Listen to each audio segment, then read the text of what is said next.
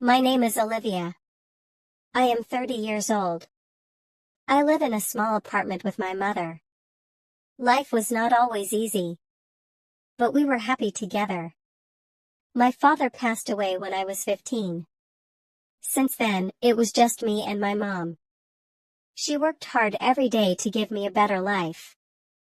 I loved her more than anything. She was my best friend. Every evening we sat together and talked about our day. She always smiled even when she was tired.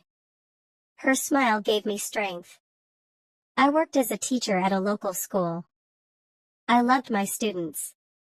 But my heart was always worried about my mother. She was getting older, and her health was not good. Some days she was too weak to get out of bed. I wanted to do more for her, but I did not earn much. One day I came home from work and found her lying on the floor. My heart stopped.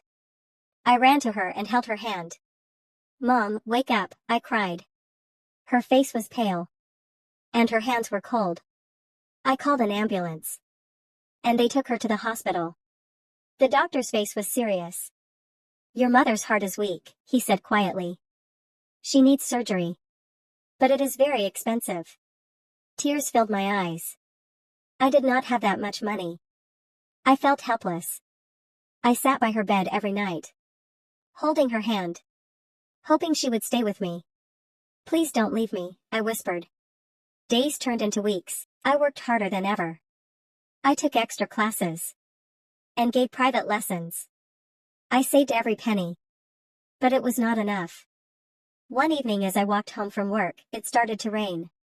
I had no umbrella, and my clothes were wet. I felt tired and broken. I wanted to be strong, but I was scared. What if I lost her? When I reached home, I found a letter in the mailbox. It had no name. I opened it with shaking hands. Inside there was a small note. "For your mother's surgery. Take care of her." And with the note, there was $20,000. My heart raced. Who sent this? Why? I did not know. But it was enough to save her. The next day I took my mother to the hospital. The surgery was long, and I waited outside praying for a miracle. Hours passed. Finally, the doctor came out. "The surgery was successful," he said softly. "Your mother will be okay." Tears fell down my face. I ran to her room and held her hand. "You're safe, Mom," I whispered. A week later my mother came home. Her smile was warm again. Life slowly became better. But I still wondered who helped us. Months passed, and I never found out who sent the money. But one day, as I was teaching, a man came to my classroom. His name was Daniel. He was tall and quiet, with kind eyes. "I wanted to see the teacher who changed my sister's life," he said. I remembered his sister, a shy girl who once struggled in my class. I had helped her when no one else did. "It was you," I said softly. "You helped my mother." He smiled gently. "You gave kindness without asking for anything." I wanted to do the same. Our lives crossed that day. And soon Daniel became more than a stranger. He became a friend. He visited often, bringing flowers for my mother, and warm words for me. As days passed, Daniel became a part of our lives. He visited every weekend, always bringing something. Fresh fruit for my mother, a book for me, or simply his warm smile. My mother liked him. I could see it in the way her face lit up when he walked through the door. One evening after dinner my mother smiled softly and said, "Daniel, you take care of us like family." He laughed gently. "You both mean a lot to me," he said. His eyes met mine for a moment. My heart skipped a beat. After my mother went to bed, Daniel stayed to help me clean the dishes. The kitchen was quiet, except for the sound of running water. As I handed him a plate to dry, he spoke softly. "Olivia," he began, "I didn't just help your mother because of what you did for my sister." I turned to him, confused. "Then why?" I asked quietly. He looked down, as if searching for the right words. "Because I care about you," his voice was warm, but unsure. "From the first day I saw you, I knew you were special. Your kindness.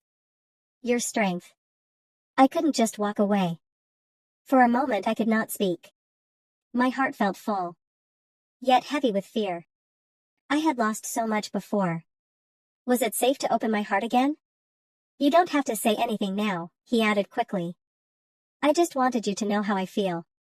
I nodded slowly, unsure of how to respond. My heart was grateful, but my mind was still afraid of losing someone else I loved. Weeks passed, and Daniel never changed. He was patient. He never pushed me to answer. Instead, he stayed by my side. Through my mother's recovery. Through my long days at work. Through my moments of doubt. One evening my mother and I sat on the porch, watching the sunset. The sky was painted with soft orange and pink. She turned to me and said gently, "Olivia, you are strong. But you don't have to carry everything alone." Her words touched something deep inside me. I realized how much I had been holding back. How much I wanted to trust again. The next time Daniel came over, I asked him to walk with me. We strolled through the park. The autumn leaves crunching beneath our feet. My heart pounded as I finally spoke. "Daniel," I said softly. "I'm scared to let someone in. But I don't want to lose you." He stopped walking and turned to face me. His eyes were warm, full of understanding. "You won't lose me, Olivia," he promised. "I'm here. And I'm not going anywhere." For the first time in a long time, I felt safe.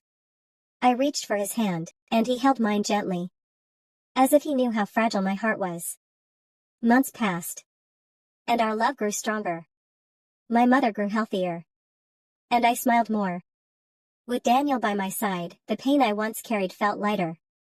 One day after dinner, Daniel stood up and took a small box from his pocket.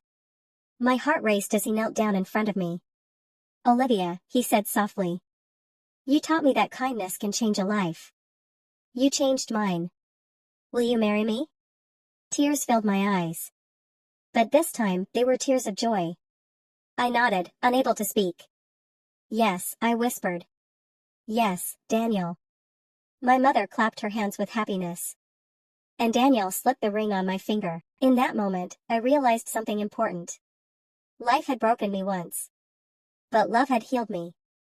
I had lost everything, but in the end, love found me. And this time I was not afraid to hold on to it.